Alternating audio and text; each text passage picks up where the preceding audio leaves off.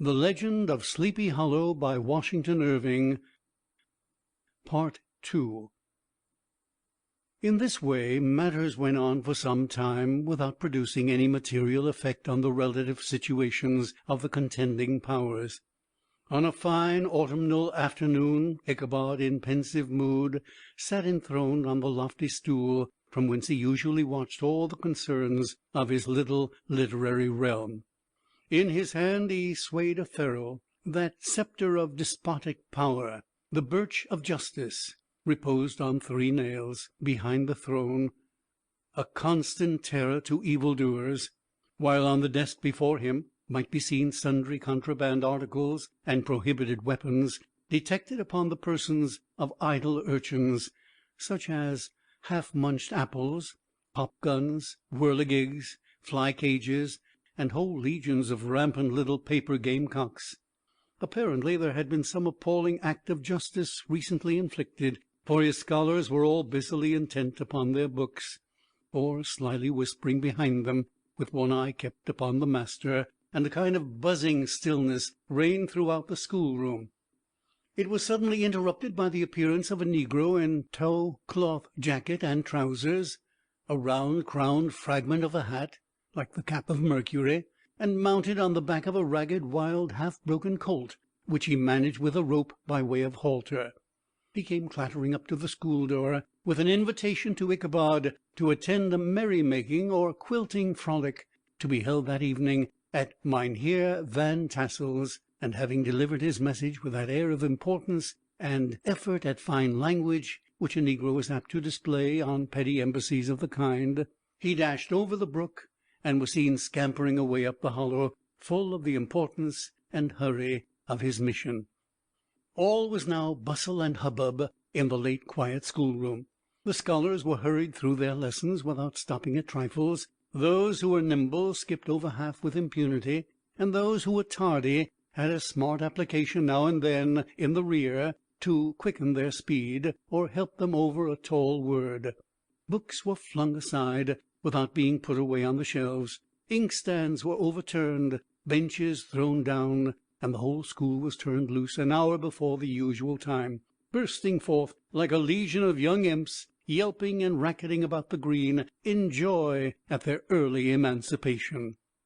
The gallant Ichabod now spent at least an extra half-hour at his toilet, brushing and furbishing up his best, and indeed only suit of rusty black, and arranging his looks by a bit of broken looking-glass that hung up in the schoolhouse, that he might make his appearance before his mistress in the true style of a cavalier. He borrowed a horse from the farmer with whom he was domiciliated, a choleric old Dutchman of the name of Hans Van Ripper, and thus gallantly mounted, issued forth like a knight-errant in quest of adventures. But it is meet I should, in the true spirit of romantic story, give some account of the looks and equipments of my hero and his steed. The animal he bestrode was a broken-down plough-horse that had outlived almost everything but his viciousness. He was gaunt and shagged, with a ewe-neck and a head like a hammer. His rusty mane and tail were tangled and knotted with burrs. One eye had lost its pupil, and was glaring and spectral, but the other had the gleam of a genuine devil in it. Still, he must have had fire and metal in his day, if we may judge from his name, which was Gunpowder. He had, in fact, been a favourite steed of his master's, the choleric Van Ripper, who was a furious rider, and had infused very probably some of his own spirit into the animal, for, old and broken down as he looked, there was more of the lurking devil in him than in any young filly in the country. Ichabod was a suitable figure for such a steed. He rode with short stirrups, which brought his knees nearly up to the pommel of the saddle. His sharp elbows stuck out like grasshoppers. He carried his whip perpendicularly in his hand like a sceptre, and as the horse jogged on, the motion of his arms was not unlike the flapping of a pair of wings. A small wool hat rested on the top of his nose, for so his scanty strip of forehead might be called, and the skirts of his black coat fluttered out almost to the horse's tail. Such was the appearance of Ichabod and his steed as they shambled out of the gate of Hans Van Ripper, and it was altogether such an apparition as is seldom to be met with in broad daylight. It was, as I have said, a fine autumnal day. The sky was clear and serene, and nature wore that rich and golden livery which we always associate with the idea of abundance. The forests had put on their sober brown and yellow, while some trees of the tenderer kind had been nipped by the frosts into brilliant dyes of orange, purple, and scarlet. Streaming files of wild ducks began to make their appearance high in the air.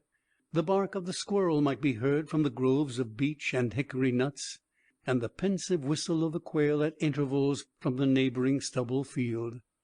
The small birds were taking their farewell banquets. In the fullness of their revelry they fluttered, chirping and frolicking from bush to bush and tree to tree, capricious from the very profusion and variety around them.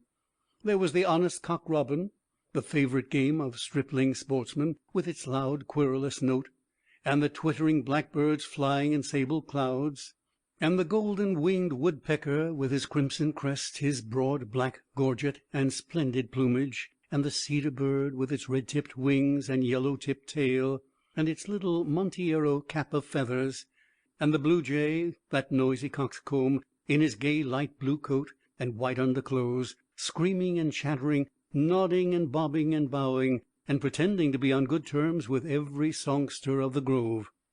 As Ichabod jogged slowly on his way, his eye, ever open to every symptom of culinary abundance, ranged with delight over the treasures of jolly autumn. On all sides he beheld vast store of apples, some hanging in oppressive opulence on the trees, some gathered into baskets and barrels for the market, others heaped up in rich piles for the cider press.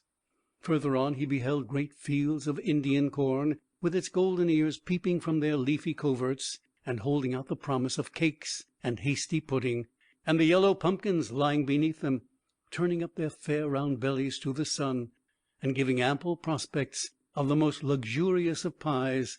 And anon he passed the fragrant buckwheat fields, breathing the odor of the beehive, and as he beheld them, soft anticipation stole over his mind of dainty slapjacks, well buttered and garnished with honey or treacle by the delicate little dimpled hand of Katrina Van Tassel.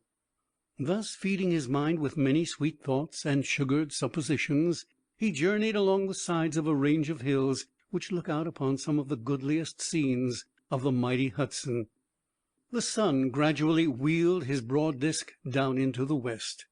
The wide bosom of that Tappan Zee lay motionless and glassy, excepting that here and there a gentle undulation waved and prolonged the blue shadow of the distant mountain. A few amber clouds floated in the sky without a breath of air to move them. The horizon was of a fine golden tint, changing gradually into a pure apple green, and from that into the deep blue of the mid-heaven. A slanting ray lingered on the woody crests of the precipices that overhung some parts of the river, giving greater depth to the dark gray and purple of their rocky sides. A sloop was loitering in the distance, dropping slowly down with the tide, her sail hanging uselessly against the mast, and as the reflection of the sky gleamed along the still water, it seemed as if the vessel was suspended in the air. It was toward evening that Ichabod arrived at the castle of the Heer Van Tassel, which he found thronged with the pride and flower of the adjacent country.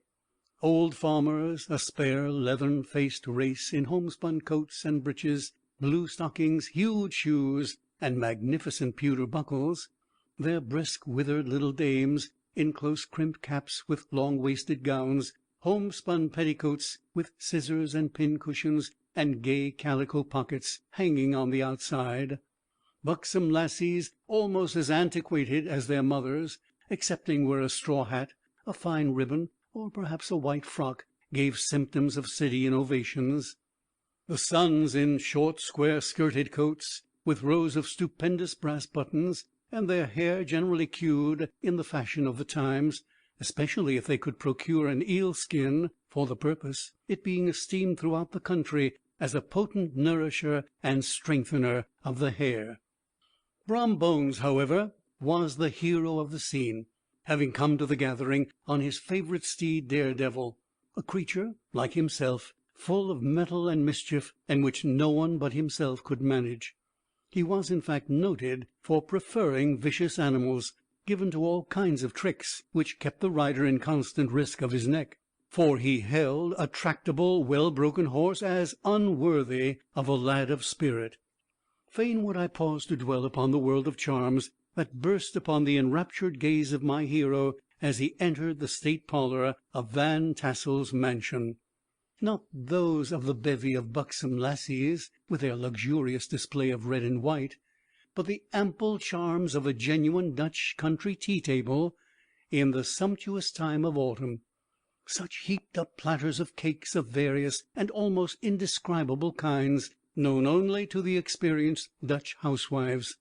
There was the doughty doughnut, the tender olie koek, and the crisp and crumbling cruller, sweet cakes and short cakes, ginger cakes and honey cakes, and the whole family of cakes. And then there were apple pies and peach pies and pumpkin pies, besides slices of ham and smoked beef, and moreover delectable dishes of preserved plums and peaches and pears and quinces, not to mention broiled shad and roasted chickens, together with bowls of milk and cream, all mingled higgledy-piggledy, pretty much as I have enumerated them, with a motherly teapot sending up its clouds of vapour from the mist. Heaven bless the mark! I want breath and time to discuss this banquet as it deserves, and am too eager to get on with my story. Happily, Ichabod Crane was not in so great a hurry as his historian, but did ample justice to every dainty.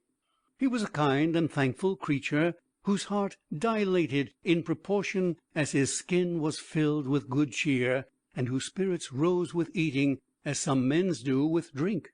He could not help, too, rolling his large eyes round him as he ate, and chuckling with the possibility that he might one day be lord of all this scene of almost unimaginable luxury and splendour.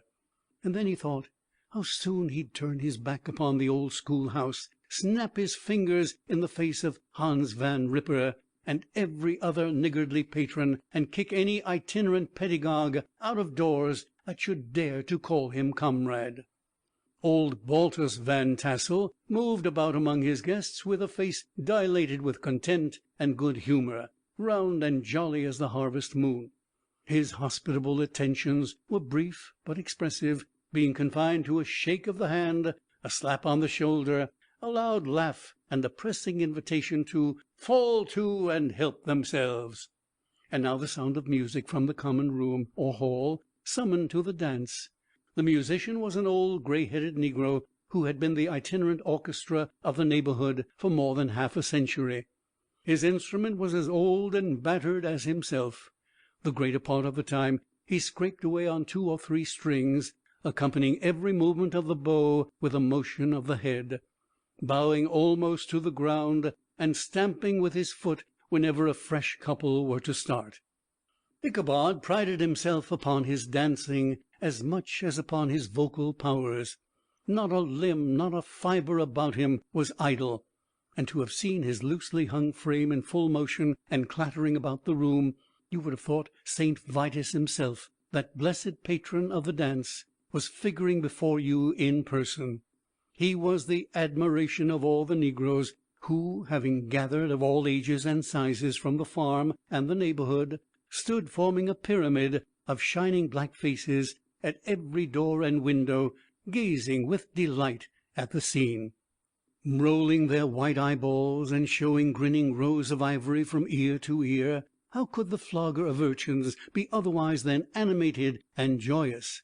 The lady of his heart was his partner in the dance, and smiling graciously in reply to all his amorous oglings, while Brombones, sorely smitten with love and jealousy, sat brooding by himself in one corner. When the dance was at an end, Ichabod was attracted to a knot of the sager folks, who, with old Van Tassel, sat smoking at one end of the piazza, gossiping over former times, and drawling out long stories about the war. This neighbourhood, at the time of which I am speaking, was one of those highly favoured places which abound with chronicle and great men. The British and American line had run near it during the war. It had, therefore, been the scene of marauding, and infested with refugees, cowboys, and all kinds of border chivalry.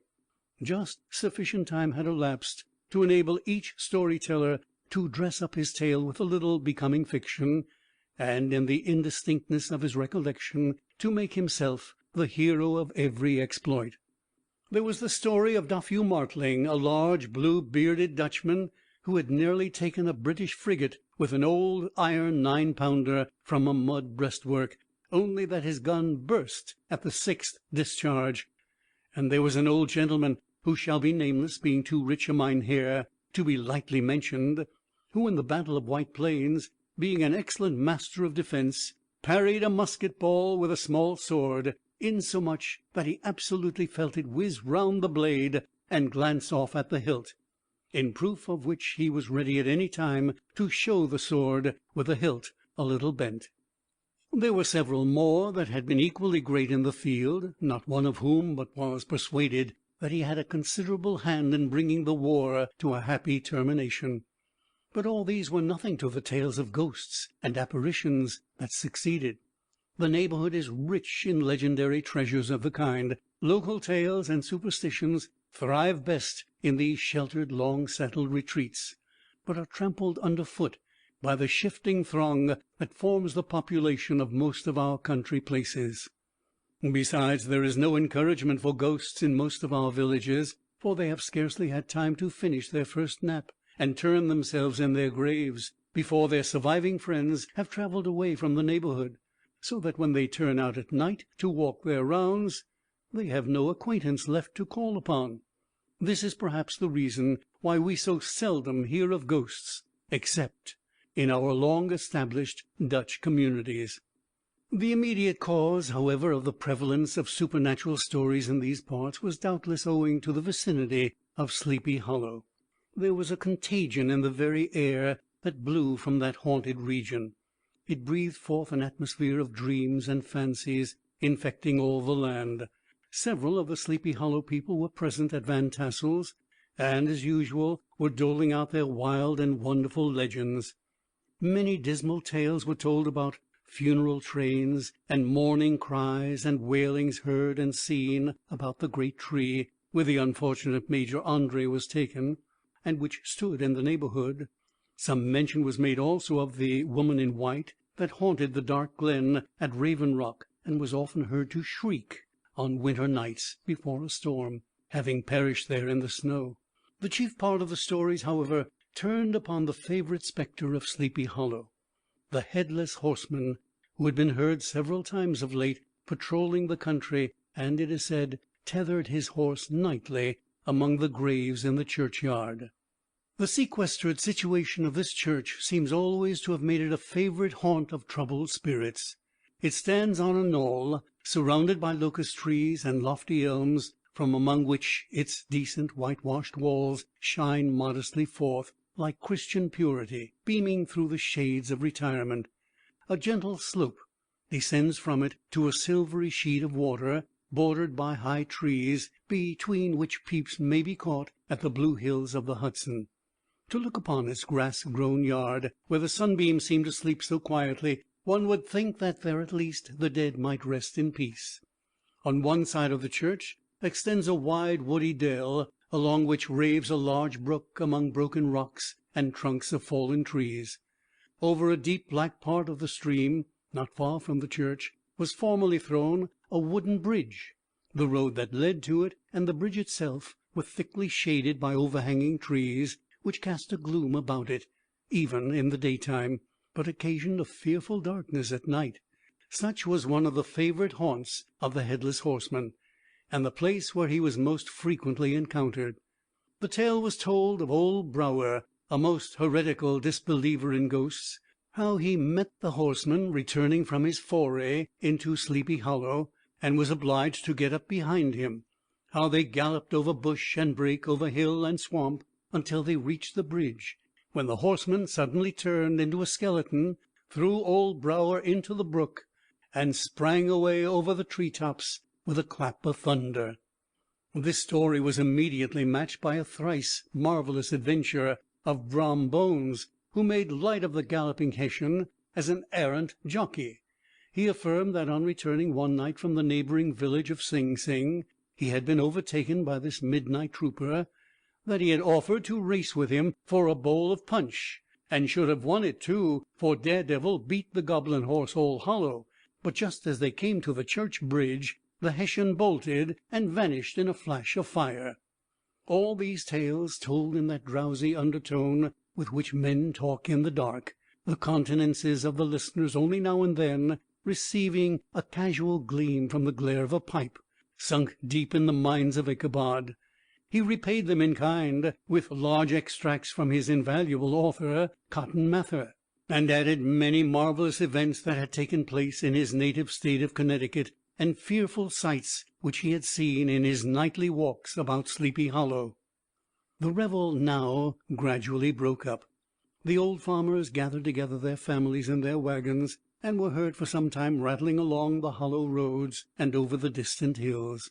Some of the damsels mounted on pillions behind their favorite swains, and their light-hearted laughter, mingling with the clatter of hoofs, echoed along the silent woodlands, sounding fainter and fainter, until they gradually died away, and the late scene of noise and frolic was all silent and deserted.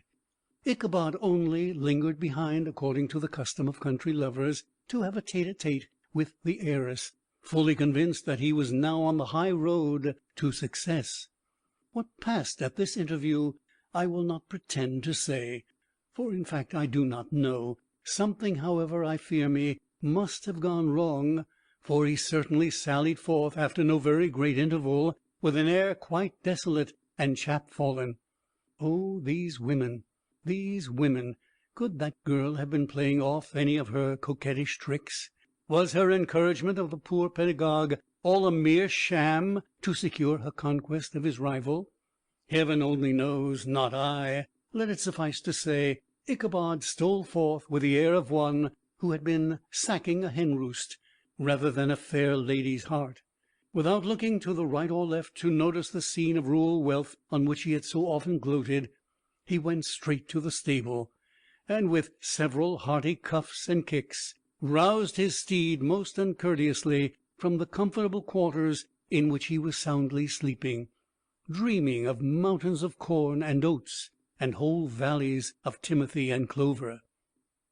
It was the very witching time of night that Ichabod, heavy-hearted and crestfallen, pursued his travel homeward, along the sides of the lofty hills which rise above Tarrytown, and which he had traversed so cheerily in the afternoon. The hour was as dismal as himself. Far below him the Tappan Zee spread its dusky and indistinct waste of waters, with here and there the tall mast of a sloop riding quietly at anchor under the land.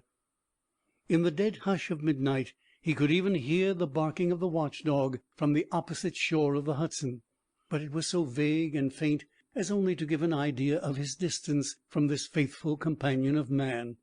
Now and then, too, the long-drawn crowing of a cock, accidentally awakened, would sound far off from some farmhouse away among the hills. But it was like a dreaming sound in his ear. No signs of life occurred near him, but occasionally the melancholy chirp of a cricket, or perhaps the guttural twang of a bullfrog from a neighboring marsh, as if sleeping uncomfortably and turning suddenly in his bed. All the stories of ghosts and goblins that he had heard in the afternoon now came crowding upon his recollection. The night grew darker and darker. The stars seemed to sink deeper in the sky, and driving clouds occasionally hid them from his sight. He had never felt so lonely and dismal. He was, moreover, approaching the very place where many of the scenes of the ghost stories had been laid. In the centre of the road stood an enormous tulip tree, which towered like a giant above all the other trees of the neighbourhood, and formed a kind of landmark. Its limbs were gnarled and fantastic, large enough to form trunks for ordinary trees, twisting down almost to the earth, and rising again into the air. It was connected with the tragical story of the unfortunate André, who had been taken prisoner hard by, and was universally known by the name of Major André's tree. The common people regarded it with a mixture of respect and superstition, partly out of sympathy for the fate of its ill-starred namesake, and partly from the tales of strange sights and doleful lamentations told concerning it. As Ichabod approached this fearful tree, he began to whistle. He thought his whistle was answered. It was but a blast sweeping sharply through the dry branches. As he approached a little nearer, he thought he saw something white hanging in the midst of the tree. He paused and ceased whistling, but on looking more narrowly, perceived that it was a place where the tree had been scathed by lightning, and the white wood laid bare. Suddenly he heard a groan. His teeth chattered, and his knees smote against the saddle. It was but the rubbing of one huge bough upon another, as they were swayed about by the breeze. He passed the tree in safety, but new perils lay before him. About 200 yards from the tree a small brook crossed the road, and ran into a marshy and thickly wooded glen, known by the name of Wiley's Swamp. A few rough logs, laid side by side, served for a bridge over this stream. On that side of the road where the brook entered the wood, a group of oaks and chestnuts, matted thick with wild grapevines, threw a cavernous gloom over it. To pass this bridge was the severest trial. It was at this identical spot that the unfortunate André was captured, and under the covert of those chestnuts and vines were the sturdy yeomen concealed who surprised him. This has ever since been considered a haunted stream, and fearful are the feelings of a schoolboy who has to pass it alone after dark. As he approached the stream, his heart began to thump. He summoned up, however, all his resolution, gave his horse half a score of kicks in the ribs, and attempted to dash briskly across the bridge. But instead of starting forward, the perverse old animal made a lateral movement and ran broadside against the fence. Ichabod, whose fears increased with the delay, jerked the reins on the other side, and kicked lustily with the contrary foot. It was all in vain. His steed started, it is true, but it was only to plunge to the opposite side of the road, into a thicket of brambles and alder bushes. The schoolmaster now bestowed both whip and heel upon the starveling ribs of old Gunpowder, who dashed forward, snuffling and snorting, but came to a stand just by the bridge, with a suddenness that had nearly sent his rider sprawling over his head. Just at this moment a plashy tramp by the side of the bridge caught the sensitive ear of Ichabod. In the dark shadow of the grove, on the margin of the brook, he beheld something huge, misshapen, black, and towering. It stirred not, but seemed gathered up in the gloom, like some gigantic monster ready to spring upon the traveller. The hair of the affrighted pedagogue rose upon his head with terror. What was to be done? To turn and fly was now too late, and besides, what chance was there of escaping ghost or goblin, if such it was, which could ride upon the wings of the wind? Summoning up, therefore, a show of courage, he demanded in stammering accents, "Who are you?" He received no reply. He repeated his demand in a still more agitated voice. Still there was no answer. Once more he cudgelled the sides of the inflexible Gunpowder, and, shutting his eyes, broke forth with involuntary fervour into a psalm tune. Just then the shadowy object of alarm put itself into motion, and with a scramble and a bound stood at once in the middle of the road. Though the night was dark and dismal, yet the form of the unknown might now in some degree be ascertained. He appeared to be a horseman of large dimensions, and mounted on a black horse of powerful frame. He made no offer of molestation or sociability, but kept aloof on one side of the road, jogging along on the blind side of old Gunpowder, who had now got over his fright and waywardness. Ichabod, who had no relish for this strange midnight companion, and bethought himself of the adventure of Brom Bones with the galloping Hessian, now quickened his steed in hopes of leaving him behind. The stranger, however, quickened his horse to an equal pace. Ichabod pulled up and fell into a walk, thinking to lag behind. The other did the same. His heart began to sink within him. He endeavoured to resume his psalm tune, but his parched tongue clove to the roof of his mouth, and he could not utter a stave. There was something in the moody and dogged silence of this pertinacious companion that was mysterious and appalling. It was soon fearfully accounted for. On mounting a rising ground which brought the figure of his fellow traveler in relief against the sky, gigantic in height and muffled in a cloak, Ichabod was horror-struck on perceiving that he was headless. But his horror was still more increased on observing that the head, which should have rested on his shoulders, was carried before him on the pommel of his saddle. His terror rose to desperation. He rained a shower of kicks and blows upon Gunpowder, hoping by a sudden movement to give his companion the slip. But the spectre started full jump with him.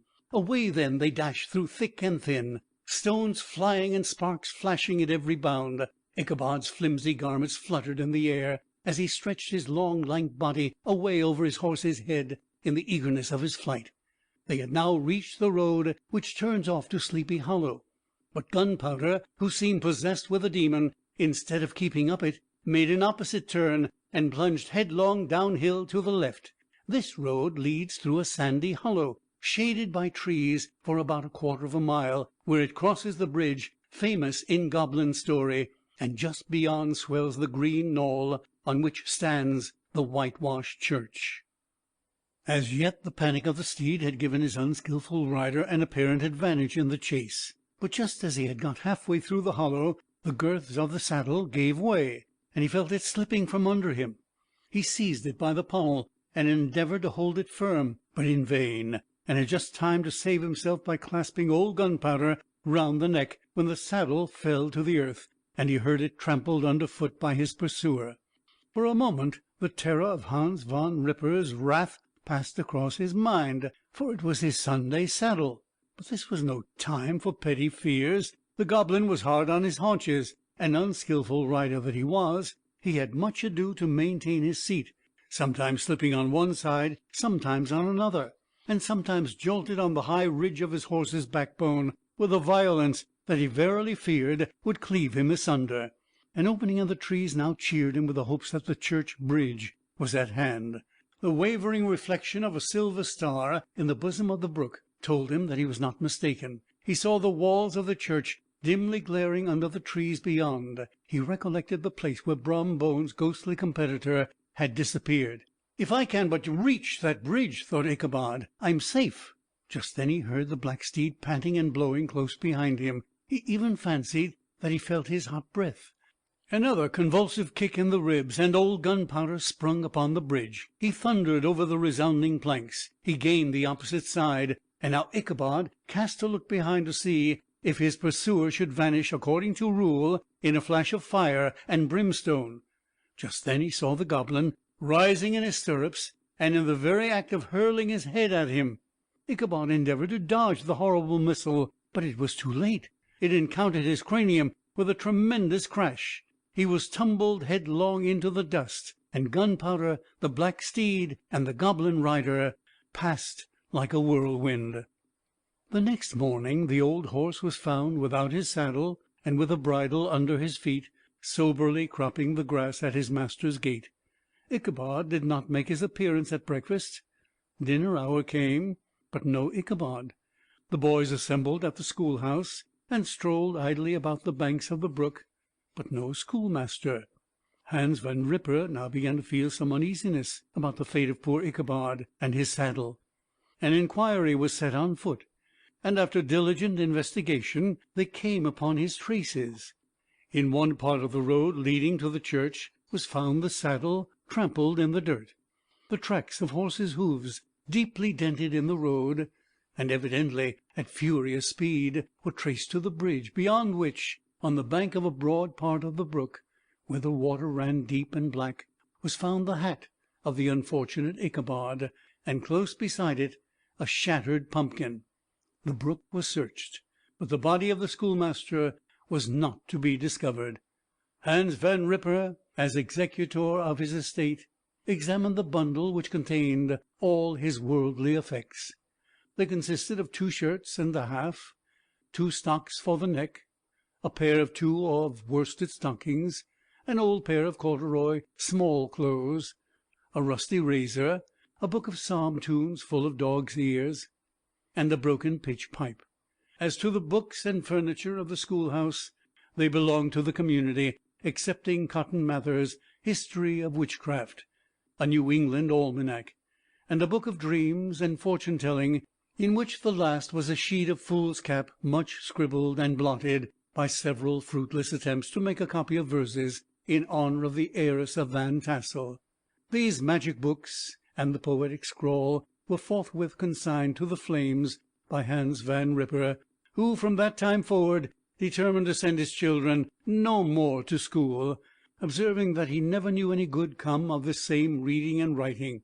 Whatever money the schoolmaster possessed, and he had received his quarter's pay but a day or two before, he must have had about his person at the time of his disappearance. The mysterious event causing much speculation at the church on the following Sunday.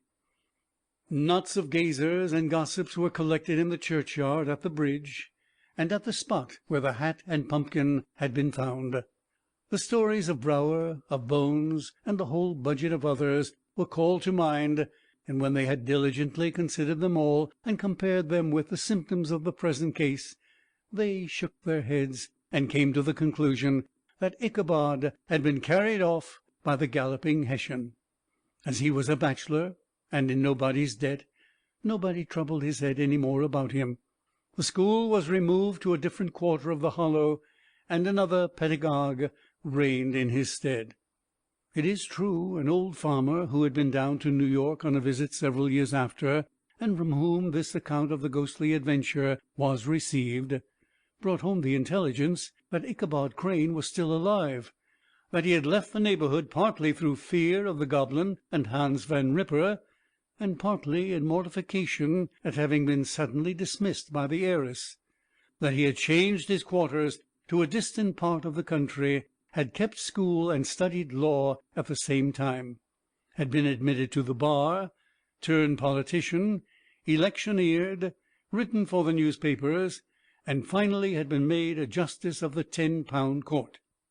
Brom Bones, too, who shortly after his rival's disappearance conducted the blooming Katrina in triumph to the altar, was observed to look exceedingly knowing whenever the story of Ichabod was related, and always burst into a hearty laugh at the mention of the pumpkin, which led some to suspect that he knew more about the matter than he chose to tell. The old country wives, however, who are the best judges of these matters, maintain to this day that Ichabod was spirited away by supernatural means, and it is a favourite story often told about the neighbourhood round the winter evening's fire. The bridge became more than ever an object of superstitious awe, and that may be the reason why the road has been altered of late years, so as to approach the church by the border of the mill pond. The schoolhouse, being deserted, soon fell to decay, and was reported to be haunted by the ghost of the unfortunate pedagogue, and the ploughboy, loitering homeward of a still summer evening, has often fancied his voice at a distance, chanting a melancholy psalm tune among the tranquil solitudes of Sleepy Hollow. Postscript. Found in the handwriting of Mr. Knickerbocker. The preceding tale is given almost in the precise words in which I heard it related at a corporation meeting of the ancient city of the Manhattoes, at which were present many of its sagest and most illustrious burghers. The narrator was a pleasant, shabby gentleman, old fellow in pepper and salt clothes, with a sadly humorous face, and one whom I strongly suspected of being poor. He made such efforts to be entertaining. When his story was concluded, there was much laughter and approbation, particularly from 2 or 3 deputy aldermen, who had been asleep the greater part of the time. There was, however, one tall, dry-looking old gentleman, with beetling eyebrows, who maintained a grave and rather severe face throughout, now and then folding his arms, inclining his head, and looking down upon the floor, as if turning a doubt over in his mind. He was one of your wary men who never laugh but upon good grounds, when they have reason and the law is on their side. When the mirth of the rest of the company had subsided, and silence was restored, he leaned one arm on the elbow of his chair, and sticking the other akimbo, demanded with a slight but exceedingly sage motion of the head and contraction of the brow, what was the moral of the story, and what it went to prove. The story-teller, who was just putting a glass of wine to his lips as a refreshment, after his toils, paused for a moment, looked at his inquirer with an air of infinite deference, and, lowering the glass slowly to the table, observed that the story was intended most logically to prove that there is no situation in life but has its advantages and pleasures, provided we will but take a joke as we find it; that therefore he that runs races with goblin troopers is likely to have rough riding of it. Ergo, for a country schoolmaster to be refused the hand of a Dutch heiress is a certain step to high preferment in the state. The cautious old gentleman knit his brows tenfold closer after this explanation, being sorely puzzled by the ratiocination of the syllogism, while methought the one in pepper and salt eyed him with something of a triumphant leer. At length he observed that all this was very well, but still he thought the story a little on the extravagant. There were one or two points on which he had his doubts. "Faith, sir," replied the story-teller, "as to that matter, I don't believe one half of it myself." D.K. End of The Legend of Sleepy Hollow,